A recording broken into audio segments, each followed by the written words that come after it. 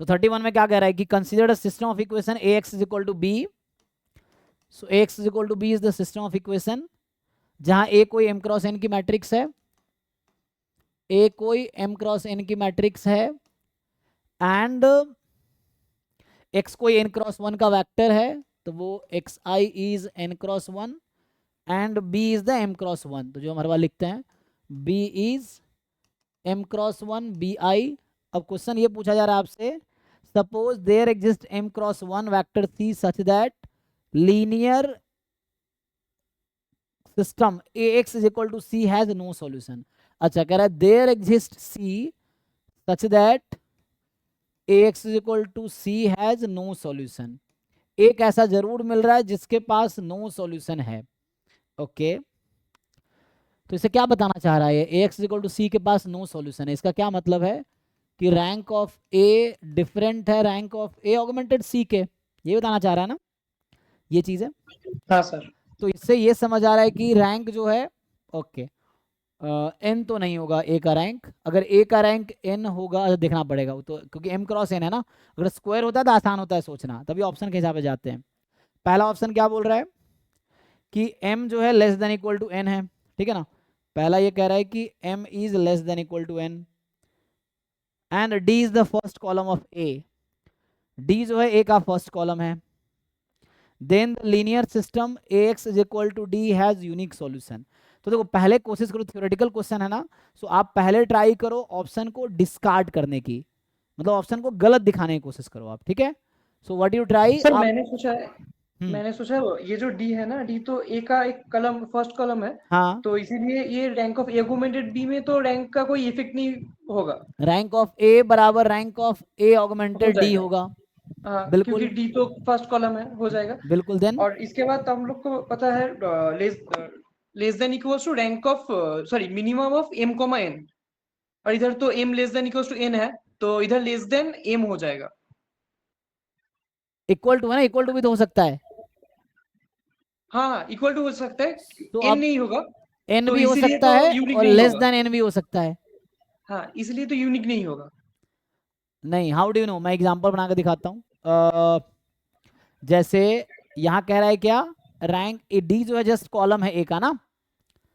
तो जैसे first column है ना, मान लो x1 minus x2 is equal to 1 और x1 plus x2 is equal to 1. What do you see here. तो यहाँ पे मैंने m को 2 लिया, n को 2 लिया. So m less than equal to 2 okay है, m less than equal to n okay है. यस. क्या d फर्स्ट कॉलम है इस मैट्रिक्स का, हाँ या ना. देखिए मेरे पास ये सिस्टम है ना, ax is equal to D और d is the first column of a. तो इसका फर्स्ट कॉलम क्या होगा, 1 माइनस 1 1 1, ये a है, this is x and this is 1 1. So check कीजिए, d वेक्टर कॉलम है, एक फर्स्ट कॉलम a का है जैसा क्वेश्चन कह रहा है कि नहीं. हाँ सर. तो यहाँ पे क्या है इसके पास,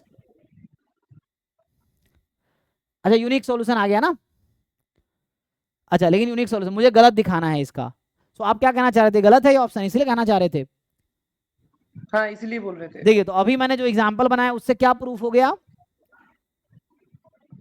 यूनिक सॉल्यूशन. अच्छा, मैं चेंज कर देता हूं, मैं इसको प्लस कर देता हूं अब. तो अब क्या होगा, अब कितने सॉल्यूशन है इसके पास. एक ही सोल्यूशन होगा. नहीं नहीं, अब इनफाइनाइट सॉल्यूशन है. अच्छा, हाँ हाँ सर, इनफाइनाइटली मेनी सोल्यूशन. अभी भी सारे कंडीशन सेटिस्फाइड है ना, जो कह रहा था अभी सारे हाँ. कंडीशन भाई, m less than equal to n है, ax is equal to d है, d is the first column of a. तो इस सिस्टम के पास इनफाइनाइट सॉल्यूशन है अभी, और ऑप्शन कह रहा है कि यूनिक सॉल्यूशन होगा, तो गलत हो गया. तो one counter example is enough to say false. हाँ हाँ, तो ये पहला ऑप्शन गलत हो गया. ठीक है. वैसे ही आपको हर ऑप्शन की करस्पॉन्डिंग काउंटर एग्जाम्पल बनाने की कोशिश करनी है. आगे ट्राई करूं अगला. हाँ सर. सर ये कौन सा ग्रुप में है सर क्वेश्चन, ये बुक नहीं है, आप ये जहाँ से बता रहे पीवाई हैं? क्यूज हैं, ये 2021 आई जैम 2021 मैथमेटिकल स्टैटिस्टिक्स का 31 नंबर क्वेश्चन है. आजकल जैम के क्वेश्चन का लेवल भी ना नेट और गेट के बराबर ही है, कुछ क्वेश्चन डिफिकल्ट भी है, जो वो देखोगे आप तो. नहीं सर, ये कौन सा ग्रुप में है ये क्वेश्चन? अरे ये पर्सनली किसको भेजा भेजा हुआ है गया? एक्चुअली, तो ग्रुप में ओ, भेज अच्छा सकते हैं अच्छा आप उसमें. अच्छा. ठीक है सर, मैं भेज दूँ. अब यहाँ पे दूसरा क्या, m more than equal to n है, तो ऐसे एग्जाम्पल बनाओ, गलत प्रूव करो। आई थिंक यहाँ पे ABD गलत हो जाएगा, C सही है शायद ना, C सही है। हाँ हाँ, ओनली सी। तो वो B और D को काउंटर एग्जाम्पल बनाया, गलत कर दो। देखो मैं बना देता हूँ। So you make the counter example, उससे आ जाएगा। जैसे B क्या बोल रहा है कि अगर M more than equal to N है तो A का रैंक हमेशा N से कम होगा। तो एक एग्जाम्पल बनाओ जहां A का रैंक N दिखा दो आप। मुझे गलत दिखाने की कोशिश करना है ना, तो हम कोशिश करेंगे N आ जाए। सो अभी M मान लो, let say I take M as 3 N as 2, ठीक। M more than equal to N है ना, हाँ हाँ sir. So I take M as 3, मतलब M 3 equations 2 variables, so x1 plus x2 plus x3, और मान लो x1 minus x2 plus x3। यहाँ मान लो 1 है, यहाँ भी मान लो 1 है अभी के लिए। See this system of equation, ये सेटिस्फाई करा सारे कंडीशन। M3 मतलब 3 इक्वेशन, अच्छा 3 इक्वेशन ना, और 2 वेरिएबल। तो यहाँ पे क्या करो, एंड लेट से यहाँ पर लो x1 प्लस x2, 1 2 1 मान लो अभी के लिए ये। This is system of equation, check कीजिए। What is rank of A here? Sir 2 और N मैंने क्या लिया है? 2 और ये क्या कह रहा है, रैंक हमेशा N से कम होगा, ऐसा तो नहीं है? नहीं।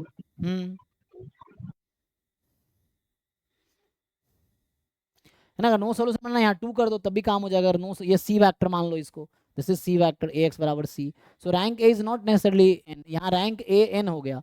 सो इस क्वेश्चन में rank A is N, that's why this B option is false. C तो ट्रू है, तो कोई काउंटर यहाँ पर ढूंढ नहीं पाएंगे आप, तो उसको जस्टिफाई कर सकते हैं हम लोग, क्योंकि उसकी वजह ये है कि A का rank minimum of M comma N होगा ना, तो ठीक है। और अगर M लेस देन N है तो देखो क्या होगा, और N लेस देन M है तो देखो क्या होगा आप। तो सर कोई तो रेस्ट्रिक्शन नहीं है इधर, नहीं ऑप्शन सी में तो कोई रेस्ट्रिक्शन नहीं बोला, m लेस देन n और m ग्रेटर देन n। हाँ, तो दोनों केस में सोचना पड़ेगा मुझे कि जब M इक्वल टू N है तब भी दिखा दो रैंक लेस देन M होगा, जब M लेस देन N है तब भी दिखा दो रैंक लेस देन M होगा, और जब M मोर देन N है तब भी दिखा दो रैंक लेस देन M होगा।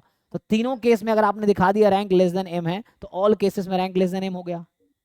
अच्छा अच्छा तो ठीक है। वैसे दिखा दो, हो जाएगा, तीनों केस कर लो।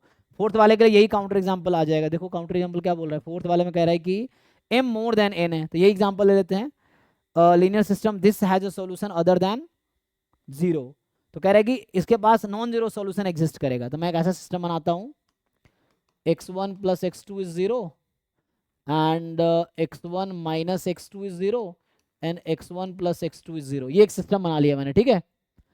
अब बताओ यहाँ m कितना लिया मैंने, 3, n मैंने 2 लिया। ये होमोजेनियस सिस्टम है, ax इज इक्वल टू 0। इसके पास चेक कीजिए क्या होगा, what is rank of A? 2 आएगा। हो जाएगा। और A ऑगमेंटेड B कितना होगा? 2 होगा, और वो n के इक्वल है, तो कितने सॉल्यूशन आएंगे इसके पास? यूनिक सॉल्यूशन आएगा, ओनली 0 सॉल्यूशन आएगा इसके पास। चेक कीजिए, इसके पास ओनली 0 सॉल्यूशन होगा। क्यों? Rank of A is 2 which is n, rank of A augmented 0 is rank of A is equal to rank A augmented B is equal to n. n is the number of column or number of variables. तो यहाँ 2 है, so means this has only 0 solution. Question क्या कह रहा है, this has a non zero solution, तो गलत कह रहा है, D is false। ठीक है, बाकी आप दिखाओ ऐसे ही। नेक्स्ट पर्सन पे आते हैं। सो सर मेरा जी जी गौरव, हाँ तो दोनों